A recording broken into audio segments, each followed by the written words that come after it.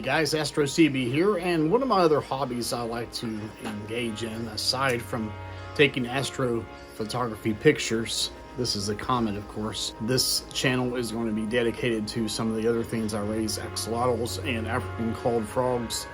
And it's not here to be a channel of advice, it's not here to be a channel that you would substitute necessarily for the advice of a veterinarian.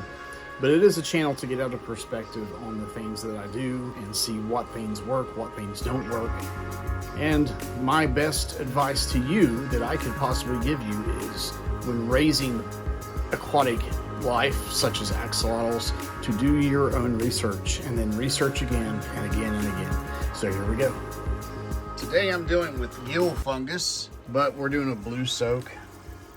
After much research, of course, this in no way would replace the information of what you hear from a veterinarian. It's important to note that there are no veterinarian manuals on axolotls. So this is a blue soak, and this is done with methylene blue. Now, the way that I do a blue soak is I'll mix up a 5-gallon bucket. For the 5-gallon mix, you're going to want to use prime, of course, to dechlorinate the tap water if that's what you're using, and 1/4 teaspoon of the methylene blue. It is 1/2 of the dosage that is recommended for fish. Also, you want to do at least a 20% water change every single day. I've already added some water back into this. And I put him in here because this one's a slippery one and he likes to jump into the floor. And be very careful handling them. Don't handle around the gills. But what I found with this guy, because he's so wild, is that if I handle him up around his, near his gills but not touching his gills, and another hand over his face, then he's not as wild. This one doesn't mind the light, so I'll turn the light on for him, and you can check out his gills. So there's Medusa's gills today. We're only into day 2 of the treatment, and the gills look a little rough. Medusa was soaked in black tea. Medusa's gills would probably shrink down, or in salt. Salt is not good for a gill fungus infection, in my opinion, because what does it do? Well, it shrinks the gills, and if you're already struggling with fungus on your gills, you certainly don't want your gills to shrink. So salt bath for more than 15 minutes, because why? Because axolotl skin, particularly its gills, will be under stress from salt. And also tea. Do not do it for more than 3 days. Tea shrinks their gills. That's where I got that research. So what you're seeing on there is air bubbles, not dirt. And the gills on this one are not as bad as Medusa's were. But there is no gill shrinkage. It still has full frilly gills. Blue, half the dosage of fish. And I've done this now for 2 days. I'm going to do it for a week, and then I'm going to put in an Indian almond tea leaf into the tank itself and keep a good eye on them. There's a much better view here of Medusa's gills. The little fuzzy stuff that was in there in the beginning is going away. They're nice and full. So this is what the gills look like when I was finally able to get Medusa under some light, because I keep the tank conditions dark. And I actually had a admin / expert / self-proclaimed, I don't know, whatever you call it, say, I don't see any gill fungus on your axolotl in one of the groups I was in. So I immediately left that group, but it's better.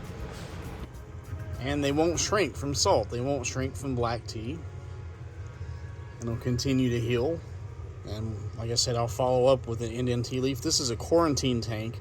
It's a little bit dirty right now because Medusa decided to poop out her meat pie that she had for dinner. That stuff runs straight through her. But anyway, it's 100% water change on this tank every single day. So I noticed the white splotches on the body, and some of that's pigment, but there were some darker white spots, which are all but gone now. So then I started seeing it in the gills, and thankfully Medusa, I caught it, and Medusa never lost her appetite. But I really believe she came from the pet store like this. And it's not a heat issue. Here's this tank, that's a norm. That's 62.8 degrees. This one's running just slightly warmer than that today at 63.1. I mix up the blue.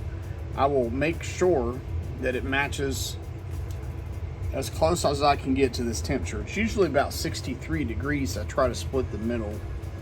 But I'll have to add hot, cold, and just work on it that way. Sometimes if it's too hot, I'll refrigerate you can refrigerate the fish bowl, put a thermometer down in it, or whatever container you're going to use, put a thermometer down in it and reach the target temperature. Also, for this blue mixture, I mix it in 5 gallons because I want to be sure that I'm accurate. And it's easier to go inaccurate with a smaller mixture. But in between the days, I'll take this bucket and I'll cover it up. I won't let this stuff sit for more than 2 days. After 2 days, I'll throw this out and make another batch. I'll use the blue to actually rinse the fish bowl that I'm using, to rinse it out in between axolotls, to clean it, and there's other things you can do with it so you don't have to necessarily be wasting water. So now he's back in the tank, he's swimming around, he's enjoying life again, he's breathing good, and this one too just had barely any little fungus. I caught it just right as soon as it bloomed, and I haven't seen it. I'm still going to continue treating as if he had full-blown fungus because I know that it can lurk even when it's not visible. So that's important, that, you know, not to end prematurely. Even us humans, when we get sick, we get prescribed steroids, and we usually don't take them all. So that's a bad thing.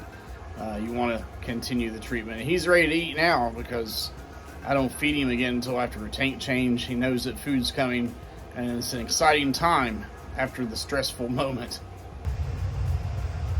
This really is not the most fun thing in the world.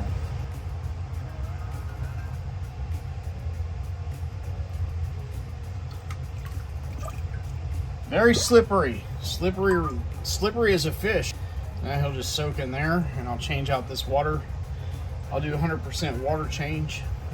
He bit me because he's hungry, which is good that he's hungry. So he'll just soak in this blue, and you see it's about the color of the sky. I wash my hands, but I don't use any dangerous soap, because some soap that has perfumes or something, I have a theory that it might hurt them. What I try to do with the new tank water is get it to match the temperature of the old tank water. What I try not to do is spill it all over the floor, like I've done today. But this little vac, lifting it down here, you'll have that. It's all primed and ready to go. The 100% water change. He's like, what are you doing? Feed me already. Where's my daggone worm? I did what I was supposed to do. I didn't even squirm that much this time. Feed me now. Okay, it's coming. It's coming. Here. Well, you ate that awful fast. Didn't your mom tell you to chew your food? Come on, buddy. So should I even start the substrate debate? Heaven knows you'll get bashed over the head online for that. Oh man. But yeah, they can pass substrate, I think. There was no substrate in here. He's been in there for a couple of days. Apparently it works through the digestive system a little bit slower. But yeah, he's passed substrate. I'm not here to do debates. You want to do that, head on over to Facebook. There's plenty of experts out there.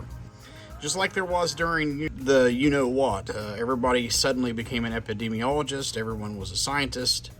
And everyone knew best. And you're going to find the same thing here in the axolotl pet community. So now it's time to refill this one. So I have this little pump here. I say, hey, Echo, turn on tank 2. And there we go. Got that rigged into a smart plug, and it just takes off and starts filling off the pump. I like to find some kind of filter to put around that. I mean, my buckets are always clean, but you never know if a cat hair or something will go down in there. There's some debated time on how long to keep these guys here in this blue soak. So I don't know the answer to that. Do your own research. Like I said, I'm not an expert, but you'll find plenty of them on social media that will tell you everything. Sometimes really bad advice. So I'm not here to give any advice. I'm just documenting this, and do your own research. That's the best thing you can do. So now Medusa's all set. Fresh water, filter running, fans running. So why do I do a 5-gallon tank instead of just a tub? Because I want to keep Medusa comfortable. I want Medusa to have area to roam around in. I want Medusa to have filtration and cooling. I want Medusa to be healthy. That's why I tub in the 5-gallon aquarium. Like, subscribe, comment, or don't comment if you don't have anything nice to say. That is the end of today's journal. We hope to see you soon, and I hope this helps somebody out. Thanks again.